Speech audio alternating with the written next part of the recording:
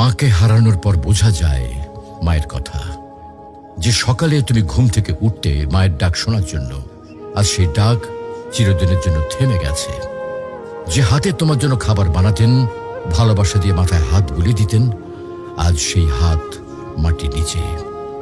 যখন মা বেঁচে ছিলেন তুমি হয়তো বলেছ, মা আমি ব্যস্ত আছি, মা পরে কথা বলবো। কিন্তু আজ তুমি সময় পেলেও আর সেই কথা শোনানোর মানুষটি নেই। আজ তুমি চাইলে আর মাকে ফোন করে বলতে পারবে না, মা আমি পৌঁছে গেছি। আজ তুমি ঘরে ফিরলেও আর কেউ দরজায় দাঁড়িয়ে হাসি মুখে বলবে না, টেবিলে খাবার রাখা আছে, খেয়ে নিস বাবা। মাকে হারানোর পর বোঝা যায় তিনি শুধু একজন মা ছিলেন না, তিনি ছিলেন ঘরের আলো, জীবনের দোয়া আর হৃদয়ের শান্তি।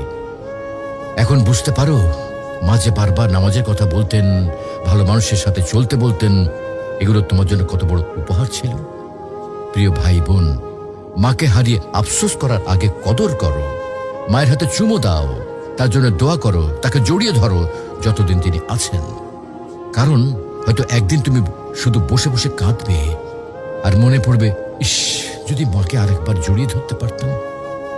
মাকে হারানো মানে পৃথিবীর সব থেকে বড় আশ্রয় হারিয়ে ফেলা। তুমি যখনই সময় পাও তোমার মায়ের সাথে সময় দাও, মায়ের জন্য দোয়া করো। মা যদি আজকে ইহলোক ত্যাগ করেন তাহলে তিনি আর ফিরে আসবেন না। মাকে ভালোবাসো, তার মনে কখনো কষ্ট দিও না।